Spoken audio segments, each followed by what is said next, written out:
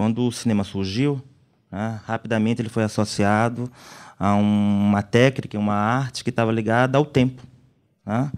Uma máquina que era capaz de capturar imagens em movimento, os corpos em movimento, mas rapidamente a questão do espaço começou a chamar a atenção no cinema, né? E ficou, na verdade, um dos principais focos do cinema. A parte, a dimensão de contar uma história em movimento, essa história não poderia ser contada sem a dimensão do espaço. E, curiosamente, ou propositalmente, as primeiras imagens do cinema, ou o que a gente chama classicamente como o primeiro cinema, né, as primeiras décadas do cinema, a cidade foi, por excelência, a protagonista, né? Então, os primeiros cineastas franceses, ingleses, alemães, tiveram a cidade como a grande protagonista de suas histórias. Então, era um cinema que ainda não era ficcional, era um cinema documental que registrava situações da cidade, lugares da cidade, a vida prosaica. E essa protagonista, que é a cidade, acompanhou esses anos aí de cinema, né? Temos vários filmes, né, em que a cidade é a protagonista. E, ao falar de cidade, a gente fala, obviamente, de arquitetura. Então, quero começar a pensar de que maneira, e aí é com vocês, necessariamente, enquanto arquitetos, diretores de arte,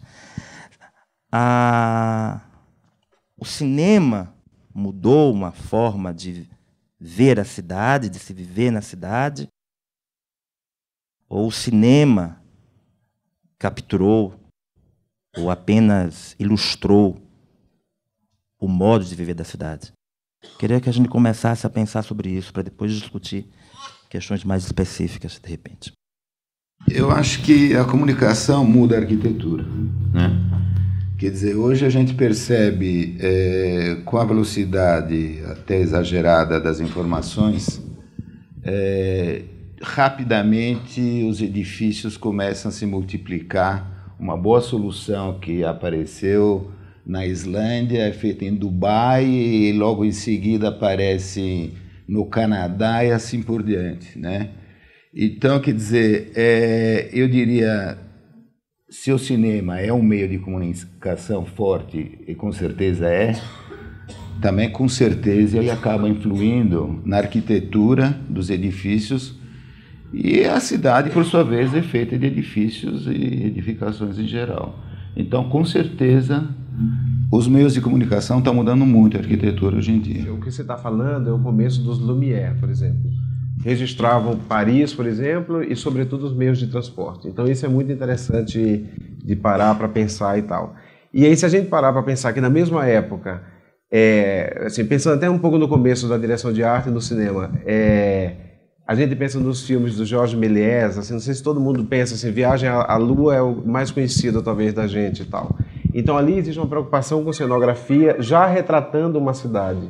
Então, acho interessante assim, essa Paris que estava informando também para essa cenografia que estava sendo registrada. E aí, eu acho que tem um ponto fundamental de pensar sobre cinema e arquitetura, que é, se a gente tiver na cabeça assim, a lembrança do filme O Gabinete do Dr. Caligari. Que aí eu acho que a gente tem que pensar num contexto que é mais histórico. Por exemplo, se a gente pensa assim, porque é difícil pensar as coisas num ponto de vista só. Então, se a gente lembra Alemanha, final da Primeira Guerra, quase a ascensão do Hitler depois, assim, quase indo para essa segunda etapa, toda a questão da pintura do expressionismo alemão, e pensar naquele filme, que é um filme que retrata a cidade por outra ótica, do pessimismo, da descrença na política, da descrença no homem e tal. Então, assim, quem lembra do filme, a cidade é toda em ângulos e é toda torta. E talvez só o personagem que conduz a história, que talvez seja o algoz ali de toda a situação, daquele truque de mágica que ele faz, é quem enxerga a cidade com os ângulos de 90 graus. E as pessoas estão ali submetidas àquela vila, que é uma inspiração na Torre de Babel, lá do Bruegel, pintada há muito tempo atrás.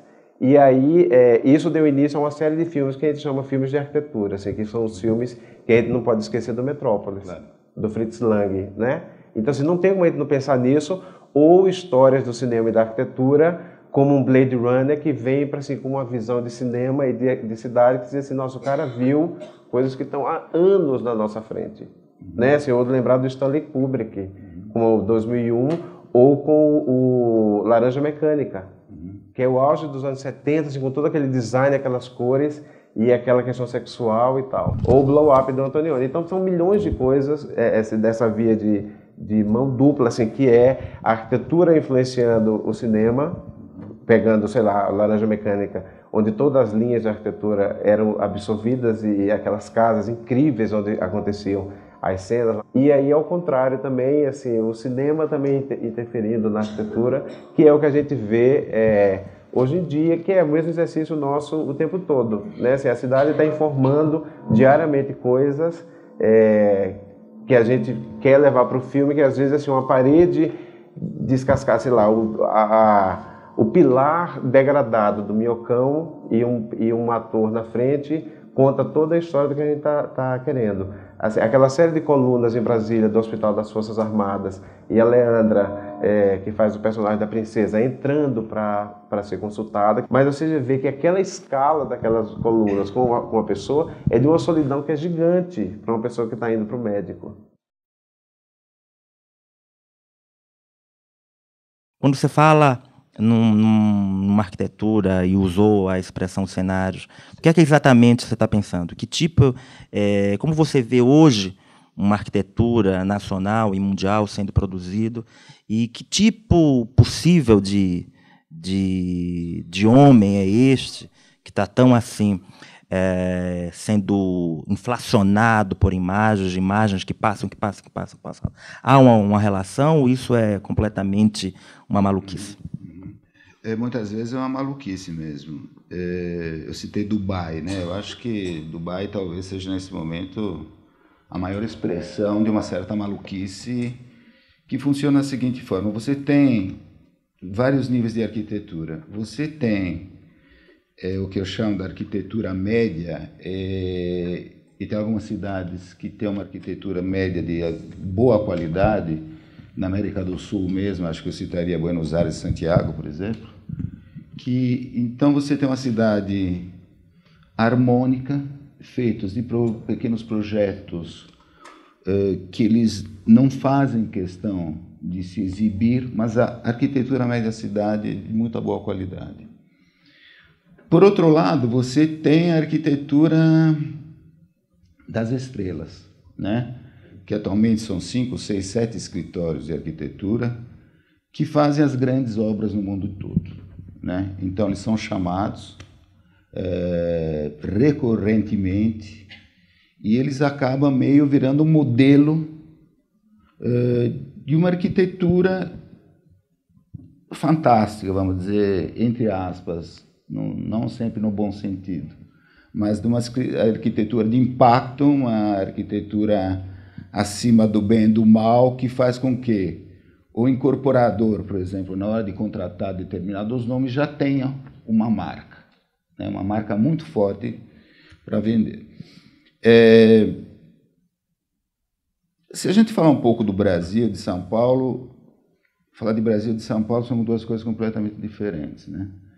Mas a arquitetura de São Paulo ela é vista através de um para-brisa.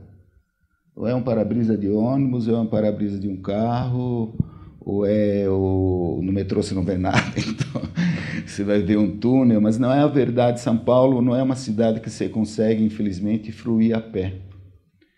E então, na hora que eu mostro algumas imagens, tem uma imagem da 23 de maio, esse edifício cheio de terracinho, ele aparece muito porque ele é rapidamente apreensível também. Então, se a gente cair para uma arquitetura déco, que você estava falando um pouco, quer dizer, da arquitetura europeia, que ela é cheia de detalhes, ela é para ter uma leitura feita em outra escala, em outra proximidade, em outra velocidade. Mas eu acho que assim, é difícil falar de uma arquitetura única. Nós não temos mais movimentos, né? Você tinha um movimento déco, um movimento neoclássico, um movimento moderno. Hoje você não tem mais isso. Você tem eventos pipocando no mundo inteiro.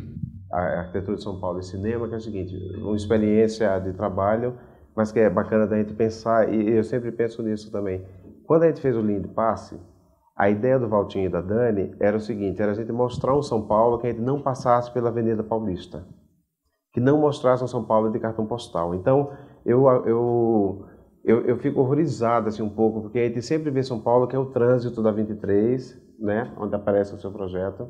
É sempre engarrafamento, pessoas andando muito rápido também na rua, ou a Avenida Paulista, assim, ou grandes prédios, ou aquela imagem ali que pega todo o centro, Copan, o antigo Hilton e tal. Então, qual é esse São Paulo que a gente não está acostumado a ver? Então, a gente é um São Paulo da Zona Leste, um São Paulo da periferia de São Paulo, que não é nem periferia, quem está tão dentro do centro, assim, dessa gigante que é São Paulo. E aí, quais são os outros olhares que você pode ter dentro da cidade? Né? Então, acho que isso é muito interessante da gente parar para ver. Tirando assim, o núcleo que agora está ficando cada vez mais interessante, Sala São Paulo, Pinacoteca, Jardim da Luz, a Pinacoteca, a Estação Pinacoteca e tal. Mas assim, como é que o nosso olhar, que você colocou muito bem, da cidade que a gente vê sempre enquadrada pelo carro, assim, tem sempre uma moldura nessa cidade, né? E aí a única brechinha do metrô é no Sumaré, que ainda dá para ver ali uma coisinha também. E então, assim, como é que também você vê as coisas sem ser dos estereótipos? E os estereótipos das imagens são muito ruins, assim, né? Então, assim, eu comecei a dar aula em Curitiba, agora, e a gente estava falando com os alunos, assim, eu quero ver Curitiba sem ser aquela estufa e também ver São Paulo sem ser no engarrafamento, assim, sabe? Então, assim, é importante, assim, na hora que você começa um trabalho, assim, foi uma pesquisa muito grande para a gente estar em São Paulo, num carro, na rua, andando, para descobrir também outros lugares que não era esse São Paulo que a gente está acostumado a ver o tempo todo, ou a informar de uma maneira imediata também, né? Talvez para a televisão a gente chegue e diz assim, é isso, localizou São Paulo, como ver o Rio de Janeiro, tá? Você diz assim, onde estamos? Estamos em São Paulo e tal, né? E tem tanta coisa linda em São Paulo para ser mostrado também, assim, de outros ângulos, de outros enquadramentos possíveis também, né? Assim, sem mostrar o Brecheret lá no Ibirapuera e tal, assim, vira a câmera de lado, assim, mostra outras coisas dentro do Ibirapuera também. Então, quando a gente vai procurar uma locação para um filme, né, qual é o lugar que conta melhor a sua história? Né, assim, porque a gente... eu sempre faço uma crítica aos trabalhos que eu me envolvo assim, no cinema, que os roteiros são muito didáticos. Acho que a gente tem uma influência da televisão que é muito ruim no cinema, onde a pessoa que bebe água, que eu já bebi 2 vezes, ainda diz assim, eu estou com sede. Como se a imagem de beber água não fosse suficiente para contar a história. Então, assim, a arquitetura é suficiente para contar a história. Não é assim, dizer assim, ou é uma situação opressiva entre a arquitetura e a pessoa, é uma situação agradável e de lazer e de bem-estar das pessoas ali. Então, assim, a gente sabe, já está na cara, né? Assim, e o bem-estar pode estar num lugar que é lindo, é clean e tem cadeiras incríveis, ou numa casa que é pequena, apertada, e que o sofá está com a forração do sofá e que tem um rack das Casas Bahia, por exemplo. Então, essas são relações muito delicadas da gente observar isso, mas que ela já conta a história, assim, de imediato. Brascan Century Plaza, mas é conhecido como Kinoplex. Quando esse projeto foi pensado, junto com os incorporadores, a ideia era que fosse um lugar que você pudesse frequentar 24 horas por dia, exagerando. E a grande âncora dessas 24 horas por dia são os cinemas. Porque o que acontece, em geral, em lugares onde você tem edifícios escritórios, por exemplo, na Berrini, onde é o meu, a partir das 6 horas, aquilo começa a dar medo, porque não tem residências. É o problema do centro de São Paulo também, que está tentando se inverter, trazendo moradores, que é o único jeito de você dar vida aos lugares. Mas ali, do ponto de vista comercial, tem outra coisa interessante. Você tem 1.200 vagas nesse empreendimento, que a partir das 6 horas da tarde esvaziam esses subsolos, que é uma área caríssima naquele lugar. Mas aí começa a chegar o pessoal do cinema.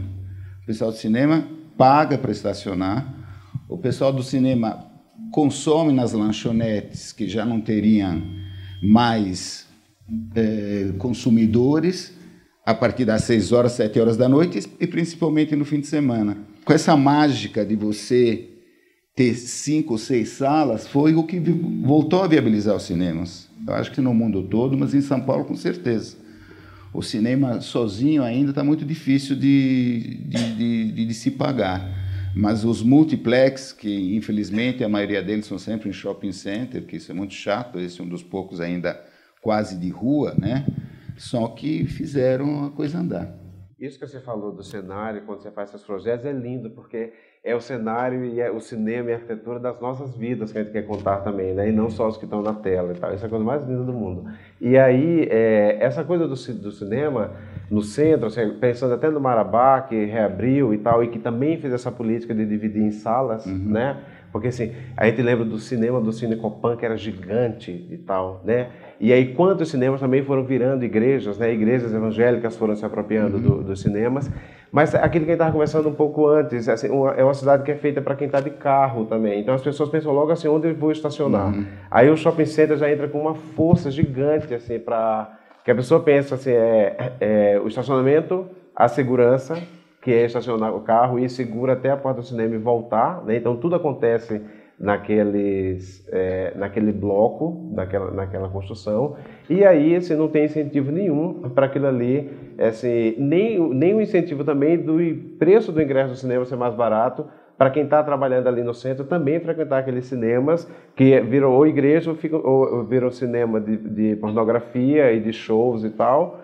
E aí os cinemas vão indo embora e vai indo embora uma arquitetura que é linda de se observar também, que é a arquitetura dos detalhes, assim, das salas, e que a gente fica feliz, assim, quando vê, assim, ou em Buenos Aires, ou em Paris, ou em qualquer outra cidade que respeita a arquitetura, e a gente não vê aqui em São Paulo, que teria coisas lindas, assim, Cine Metrópolis, no final da galeria na São Luís, que era lindo, assim, quando eu vim morar em São Paulo, ainda tinha esse cinema. Me lembra aquela escadaria, tá? Então tem aquela dimensão do cinema, Cine Marrocos, que é outro cinema lindo, né? Junto do Largo do Paissandu. Até já filmei no Cine Marrocos um longa. E é uma pena, assim, talvez essa estratégia de diminuir as salas, de passar mais filmes e tal, acho que é um caminho, assim, preservando essa arquitetura que é interessante de pensar.